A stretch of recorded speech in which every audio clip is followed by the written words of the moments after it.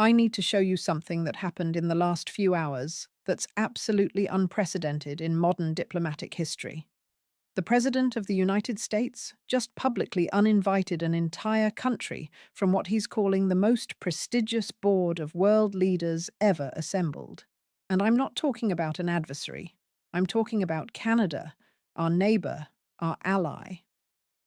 Let me back up for a second because this gets complicated fast. 3 days ago, Canadian Prime Minister Mark Carney stood in front of the world's most powerful people at the World Economic Forum in Davos, Switzerland, and he basically told them that the rules based international order is dead. He didn't dance around it. He said, quote, "We are in the midst of a rupture, not a transition." Now, here's where it gets interesting. Carney didn't mention Trump by name even once during this speech, but everyone in that room knew exactly what he was talking about. He stood there and said that great powers are now using economic integration as weapons, tariffs as leverage, and financial infrastructure as coercion. The audience gave him a standing ovation. When was the last time you saw global elites give a standing ovation to someone calling out American hegemony? But here's what nobody saw coming. Just hours after Trump formally launched his so-called Board of Peace in Davos, he took to Truth Social and posted what can only be described as a diplomatic middle finger to Canada. He wrote directly to Carney. "Please let this letter serve to represent that the Board of Peace is withdrawing its invitation to you regarding Canada's joining what will be the most prestigious board of leaders ever assembled at any time." Let that sink in for a moment.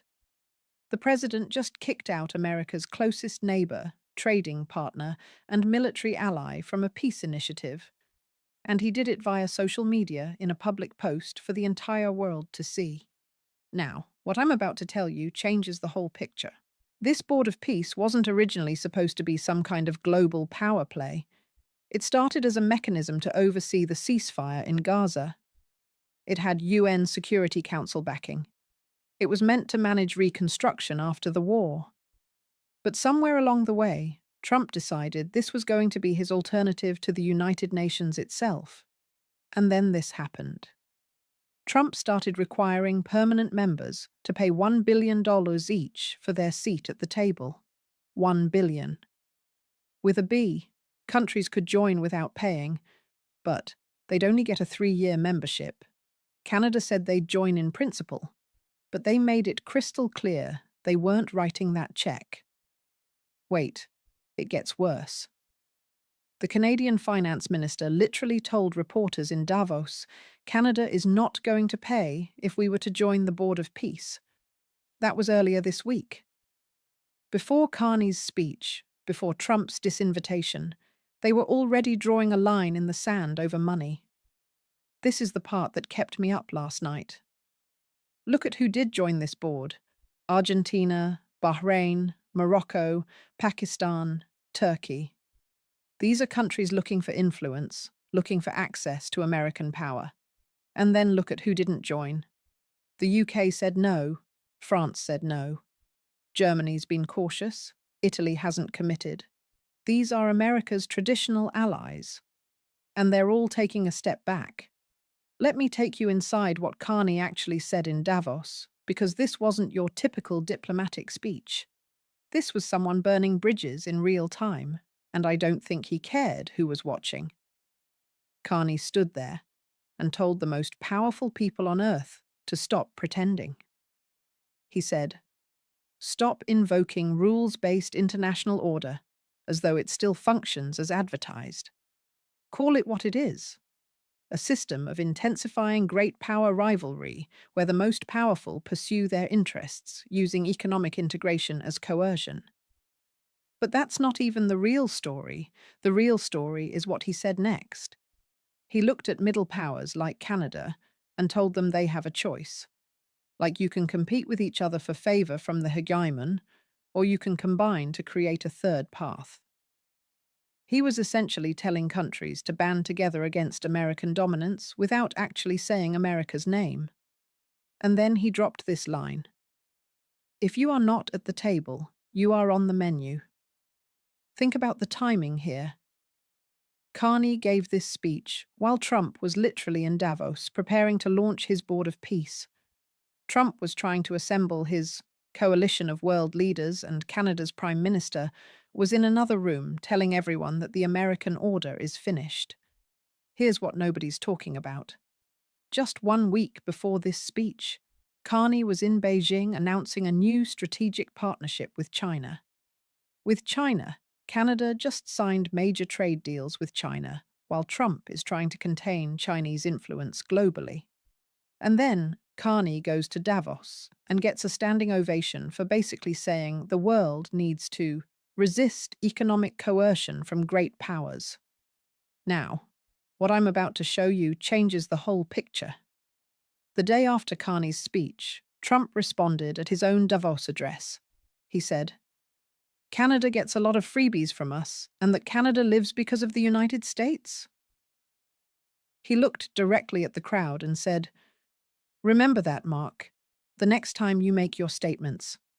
Canada lives because of the United States." Let me repeat that.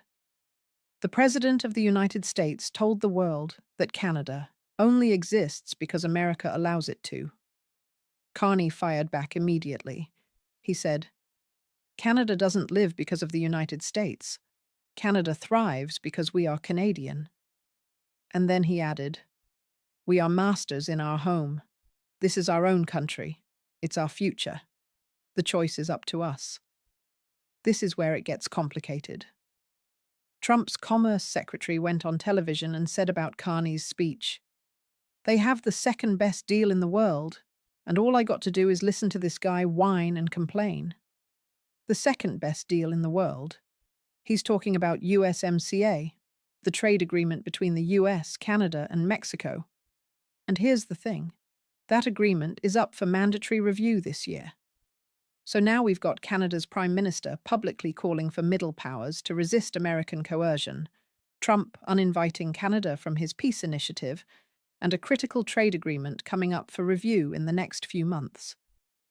You starting to see where this is going. But wait, it gets worse. Trump has been floating this idea of a Golden Dome missile defense system that would supposedly protect North America from threats. He's been saying Canada needs this protection, that they should be grateful for it. But what he's really saying is that Canada depends on American military power for survival. Carney's response, he doubled down. In a speech back in Canada, he said the country needs to be a beacon, an example to a world at sea. He said Canada can show that diversity is a strength, not a weakness, and that the arc of history doesn't have to bend toward authoritarianism. Let me show you just how isolated this Board of Peace actually is. Because what Trump is selling and what countries are buying are two completely different things. Trump claims nearly 30 countries have signed on. He says everyone wants to be part of it. But when you actually look at the list, something really interesting emerges. You've got Argentina under President Milei, who's basically Trump's biggest fan in South America. You've got Middle Eastern countries like Bahrain and Morocco, who depend on American security guarantees. You've got Pakistan, who's always playing both sides. You've got Turkey, who's trying to position itself as a bridge between East and West. Notice what's missing. Every major European democracy, every traditional American ally, with the capacity to actually contribute to global peace and security. The UK Foreign Secretary literally said they won't be signatories, and she specifically cited concerns about Putin being invited to join. Wait, did I just say Putin? Yes. Trump invited Russia to join this Board of Peace. He also invited China and Belarus. And here's what makes this absolutely surreal. He invited Ukraine, too. So Trump wants Ukraine and Russia, countries actively at war with each other, to sit on the same peace board. How exactly is that supposed to work? But here's where it gets really interesting. Benjamin Netanyahu announced that Israel will join the board. Netanyahu, the guy with an International Criminal Court arrest warrant. hanging over his head for alleged war crimes in Gaza. He's been conducting a military campaign there for over 2 years, and now he's going to sit on a board that's supposedly overseeing peace in the very place he's been bombing. You can't make this stuff up. Now, here's what nobody's talking about.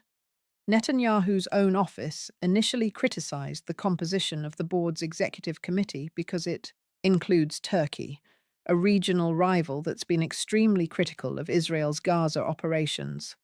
But then Netanyahu did a complete 180 and decided to join anyway. What changed? What pressure was applied? What deals were made behind closed doors?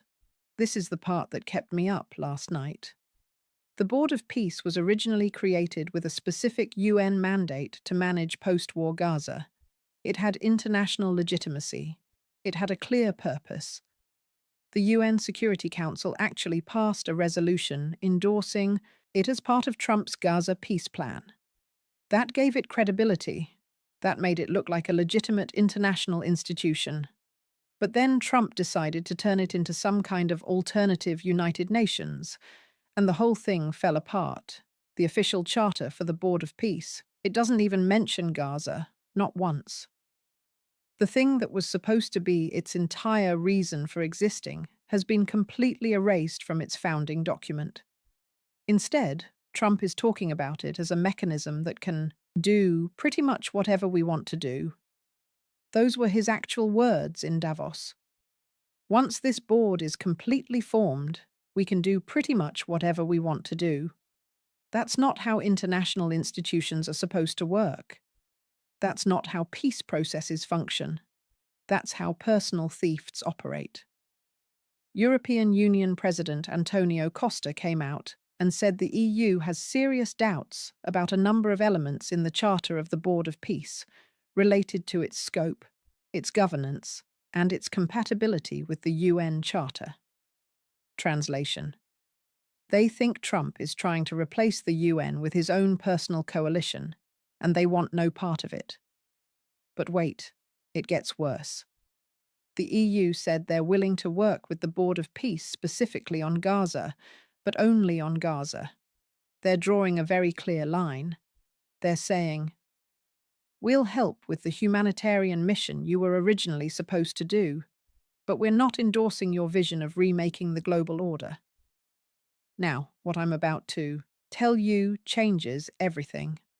The $1 billion membership fee isn't just about money. It's about creating a two-tier system where countries that pay get permanent influence, and countries that don't are temporary members with limited say. It's literally pay-to-play international diplomacy. 3-year members versus permanent members, those who buy in versus those who don't. And then this happened. Poland's president said he wants to join, but needs parliamentary approval first. Italy's prime minister said the same thing. These are convenient excuses that let them avoid saying no directly, while also not saying yes. It's diplomatic theatre. They're kicking the can down the road because they don't want to openly defy Trump, but they also don't want to be associated with this thing. Here's what nobody's talking about. California Governor Gavin Newsom, a potential Democratic presidential candidate, told the Davos Forum that multiple American leaders sent him transcripts of Carney's speech.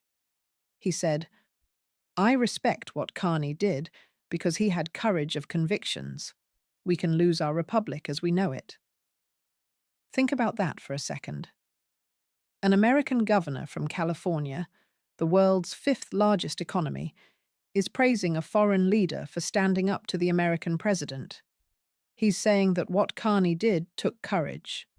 That's how fractured things have become within America itself, let alone internationally. But wait, there's more. The UN spokesperson came out and said that UN engagement with the Board of Peace would only be in the context of Gaza. They're not endorsing Trump's broader vision. They're treating this as a limited specific mechanism for one conflict. The UN is essentially saying, we gave you authority to help manage Gaza reconstruction, not to rebuild the entire international system. This is where things get really complicated. Trump is trying to build a new world order, but he's doing it with countries that either need American money, need American protection, or are actively opposed to the existing Western alliance system. The countries with actual capacity to maintain global peace and security, the ones with advanced militaries, stable democracies, and functional institutions, they're all sitting this one out. Indonesia joined, Qatar joined, Egypt joined, Saudi Arabia joined. These are important regional players, don't get me wrong, but none of them are democracies with the institutional capacity to actually enforce international peace agreements. None of them have the military capability to deploy peacekeepers globally. None of them have the diplomatic infrastructure to mediate complex international disputes. What Trump has assembled is a coalition of the willing to accept American leadership, not a coalition of the capable to maintain global peace. There's a huge difference.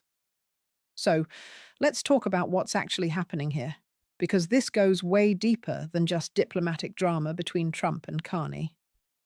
What we're watching is the real-time collapse of the post-W World War II international order, and nobody seems to have a plan for what comes next.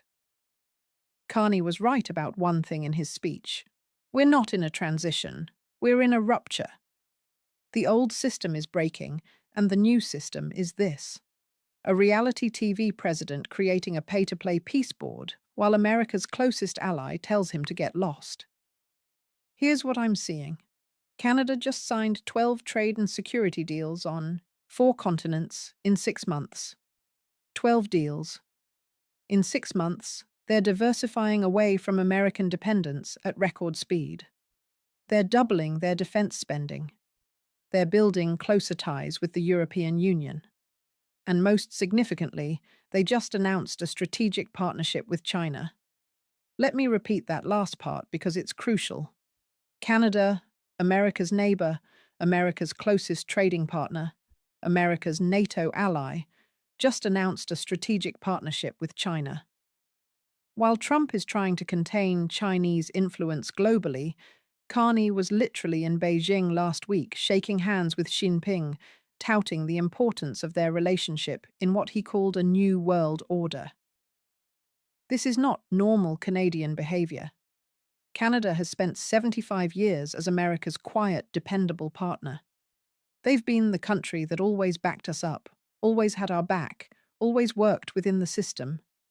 They've been so reliable that most Americans don't even think about the relationship. It's just assumed. And now they're publicly calling for middle powers to band together against economic coercion from great powers. That's a fundamental shift in how Canada sees its place in the world. But here's where it gets really interesting. Other countries are watching this very carefully. When Canada stands up to American pressure and doesn't immediately get crushed for it, that sends a signal. When Carney gets a standing ovation in Davos for calling out American hegemony, that tells other middle powers that resistance is possible. That maybe they don't have to just accept whatever terms the United States dictates. Now, what I'm about to tell you is crucial. Trump's response to all of this, kicking Canada out of the Board of Peace, it's not strength, it's weakness disguised as strength. When you have real power, you don't need to publicly humiliate your allies for disagreeing with you. When you have actual influence, you bring people into the tent. You don't kick them out. You find ways to accommodate different perspectives. You build coalitions through persuasion and mutual benefit. But Trump's approach is all punishment and no incentive. You disagree with me. You're out. You won't pay my membership fee. You're uninvited. You give a speech I don't like. You're publicly humiliated on social media. That's not how you maintain an alliance system. That's how you destroy one. And then this happened. The trade agreement between the US, Canada, and Mexico, USMCA, comes up for mandatory review this year. It's written into the agreement. Every 6 years, the 3 countries have to sit down and evaluate whether the deal is working. That review is happening in 2026. Right now, in the middle of this diplomatic crisis, Canada is already preparing for a trade war. They're building alternative supply chains. They're securing critical minerals. They're strengthening their manufacturing base. They're positioning themselves to weather whatever Trump throws at them. And here's the thing, they might actually be able to do it. Think about what that means for American leverage. If Canada can survive a trade war with the United States, if they can maintain their economy and their standard of living while resisting American pressure, then every other middle power in the world is going to take notes. They're going to realize that American economic dominance isn't as absolute as it used to be, that there are ways to resist, ways to build, alternative relationships, ways to maintain sovereignty in the face of American coercion. Here's what nobody's talking about. Trump keeps saying Canada depends on the United States for security, for prosperity, for everything. He literally said, Canada lives because of the United States. But Canada's response is basically, prove it. They're calling his bluff. They're building their own defense capabilities, diversifying their trade relationships, and forming coalitions with other countries who are tired of being pushed around. This is the part that should concern everyone. The international system works when there's a rough consensus about the rules. It doesn't matter if every country loves those rules, but there needs to be some agreement that following the rules is better than not following them. What we're seeing now is the largest American ally in geographic terms saying the rules don't work anymore, and they're not going to pretend otherwise. Carney literally said in his speech, "You cannot live within the lie of mutual benefit through integration when integration becomes the source of your subordination." He's calling out the entire premise of the American global order.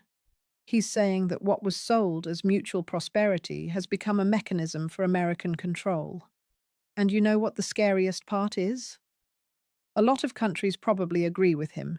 They just haven't been willing to say it out loud.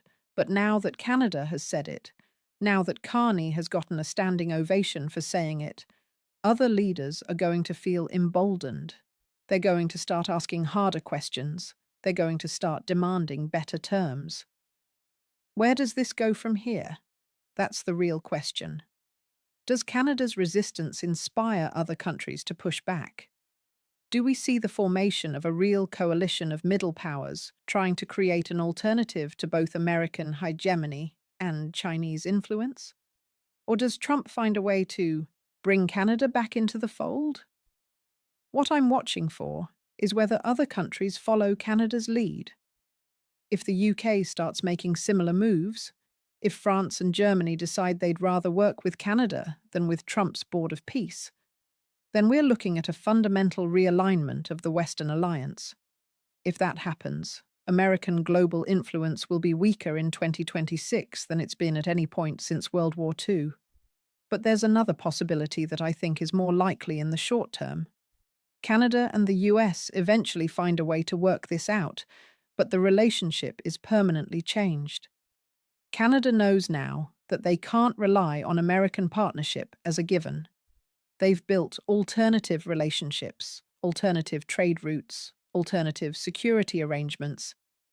Even if things calm down, Canada is never going back to being the quiet neighbor. The genie is out of the bottle. And here's the really interesting question that nobody's asking. What happens when other middle powers realize they can do the same thing? What happens when South Korea looks at Canada's example and decides they don't need to just accept American terms on trade and security? What happens when Mexico, sitting right there in USMCA negotiations with both the US and Canada, decides they have more leverage than they thought? Trump's Board of Peace was supposed to demonstrate American leadership. It was supposed to show that the United States can assemble coalitions and solve global problems. Instead, it's become a perfect example of why the American order is failing. The countries with real capacity don't want to join. The countries that do join are either dependent on American aid or actively trying to undermine the existing system. And America's closest ally just publicly said no thanks and got a standing ovation for it. This is what decline looks like. Not sudden collapse, but a gradual erosion of influence. A slow realization by other countries that they have options. A growing willingness to say no. A shift from automatic deference to calculated resistance. I'm curious what you think about this. Does Carney's strategy of publicly confronting American power make sense for Canada? Or is he playing with fire in a way that's going to hurt Canadians more than it hurts Trump? Where do you think this relationship goes from here?